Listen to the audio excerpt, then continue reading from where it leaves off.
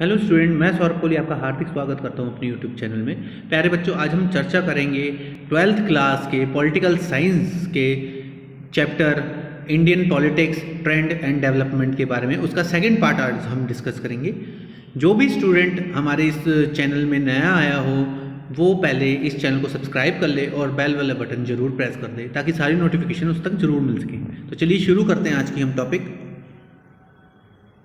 आज का हमारा विषय है संयुक्त मोर्चा, संयुक्त प्रगतिशील गठबंधन, राष्ट्रीय जनतांत्रिक गठबंधन यानी कि United front, United progressive alliance और नेशनल डेमोक्रेटिक अलायंस। इनके बारे में आज हम चर्चा करेंगे।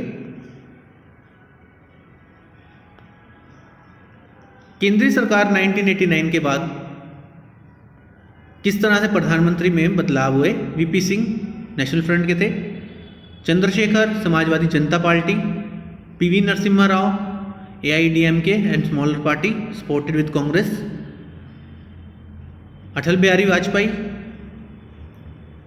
HD Deve Gowda united front with Congress support, IK Gujral united front Congress के सपोर्ट के साथ ही, Atal Bihari Vajpayee NDA by BJP, doctor Manmohan Singh UPA। संयुक्त मोर्चे की बात करें तो संयुक्त मोर्चा यूनाइटेड फ्रंट 1996 से 1998 के बीच रहा।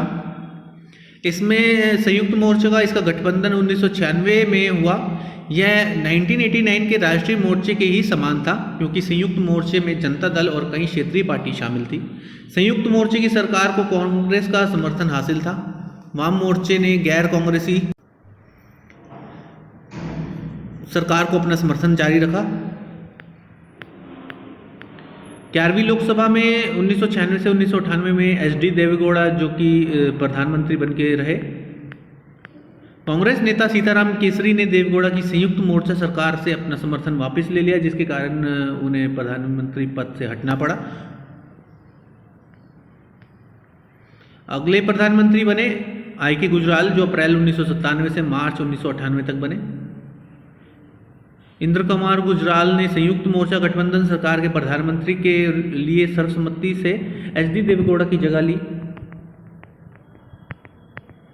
अगले प्रधानमंत्री मार्च 1998 में कांग्रेस पार्टी ने संयुक्त मोर्चा सरकार से समर्थन वापस ले लिया। संयुक्त मोर्चा सरकार को कांग्रेस द्वारा समर्थित किया गया था। यह दर्शाता है कि राजनीतिक समीकरण कितने अस्थिर थे।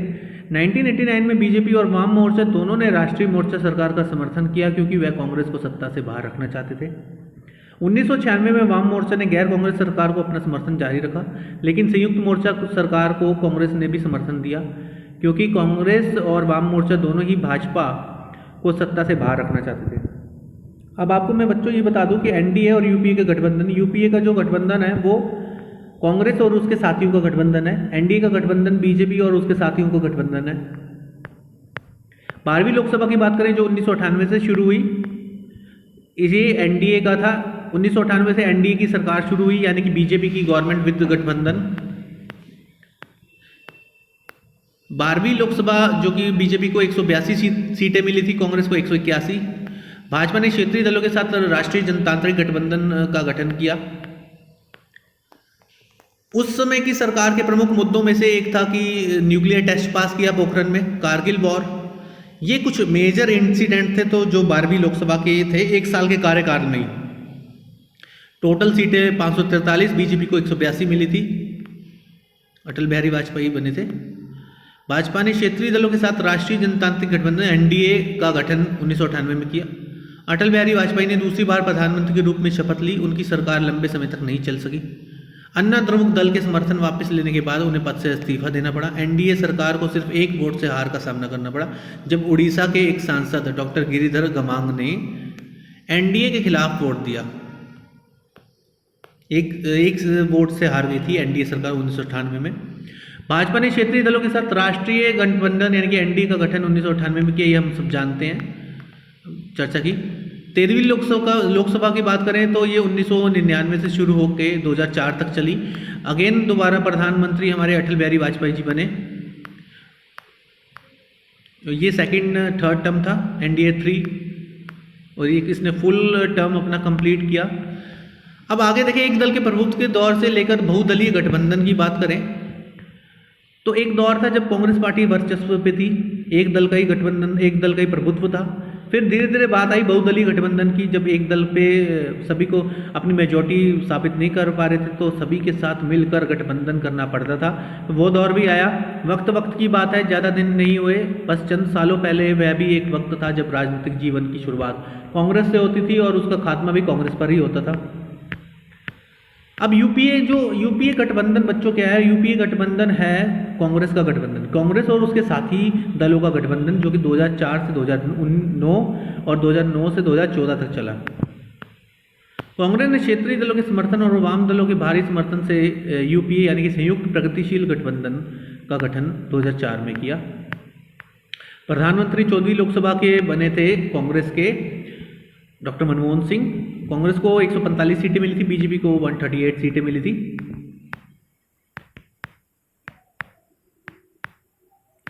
16वीं लोकसभा 2014, राष्ट्रीय जनतांत्रिक गठबंधन एनडीए 3 2014 से 2019 प्रधानमंत्री मोदी बने, जिनका टर्म था 2009 से लेके 2014 से लेके 2019 तक 16वीं लोकसभा। फिर 17वीं लोकसभा में 2019 से लेके भाजपा ने 303 सीटों के साथ बहुमत हासिल दोबारा करा। एनडीए चौथी एनडीए, तब बीजेपी को प्रचंड बहुमत मिला, 303 सीटें हुई, और अगर सहयोगी दलों के साथ मिला के बात करें तो 350 सीटें हुई।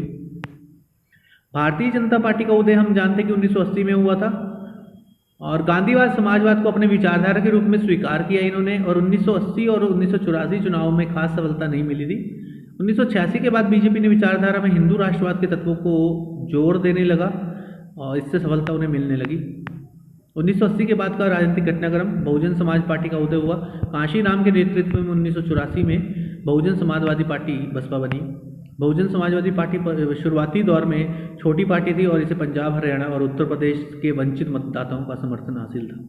लेकिन 1989-1991 के चुनाव में इस पार्टी को उत्तर प्रदेश में सफलता मिली। इसके बाद में बीएसपी एक बड़ी राजनीतिक पार्टी के रूप में उभरी और उसने उत्तर प्रदेश में एक समय से ज़्यादा दफ़ा सरकार बनाई। 1984 में तत्कालीन प्रधानमंत्री इंदिरा गांधी की हत्या के बाद इतनी सीटें नहीं आई होंगी जितनी सीटें आई फिर बाद में। 1984 में कांग्रेस पार्टी ने लोकसभा की 415 सीटों पर विजय प्राप्त की। 1989 केंद्र में गठबंधन सरकारों का दौर शुरू हुआ।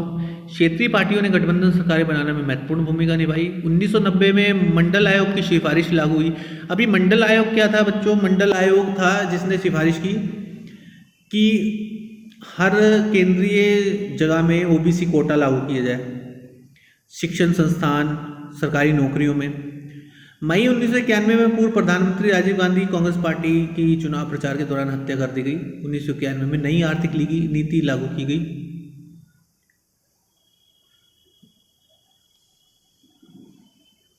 और 1989 की हार तथा बीजेपी की अभ्युदय हुआ। कांग्रेस की हार हुई, कांग्रेस प्रणाली की समाप्ति हुई, बहुदलीय शासन प्रणाली का युग आरंभ हुआ। भारत की दलीय व्यवस्था से कांग्रेस का प्रभुत्व समाप्त हुआ। 1989 कांग्रेस में गठबंधन सरकारों का दौर शुरू हुआ। क्षेत्रीय पार्टियों ने गठबंधन सरकार बनाने में महत्वपूर्ण भूमिका निभाई और 1990 में मंडल आयोग लागू की गई, मतलब सिफारिशें लागू की गई।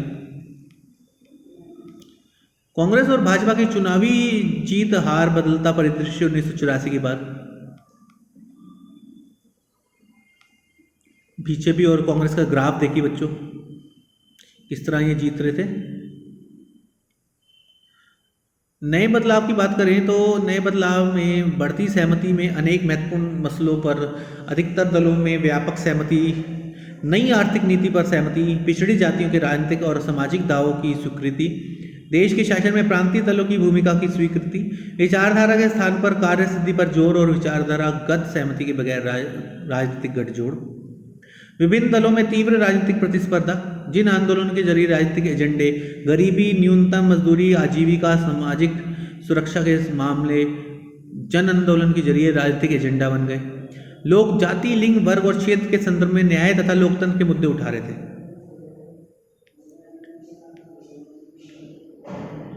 एनडीए कहा जाने वाला 2004-14 का भाजपा के नेतृत्व वाला गठबंधन अपने पूर्ववर्ती गठबंधन सरकार से पूरी तरह भिन्न था। जहां पूर्ववर्ती गठबंधन एक राष्ट्रीय दल के नेतृत्व में होते थे, वहीं एनडीए का गठबंधन न केवल एक राष्ट्रीय दल अर्थात भाजपा के मार्गदर्शन में कार्य कर रहा था, अपितु ये लोकसभा में एक महत्वपूर्ण बहुमत दल प्राप्त था एकदम। इसे एक अतिरिक्त बहुमत गठबंधन भी कहा गया। इसे अर्थ में गठबंधन राजनीति की प्रकृति में एक बड़ा परिवर्तन देखा जा सकता है, जो एक दलीय नेतृत्वशील गठबंधन के स्थान पर एक दलीय प्रभुत्वशील गठबंधन के रूप में दृष्टिगत होता है।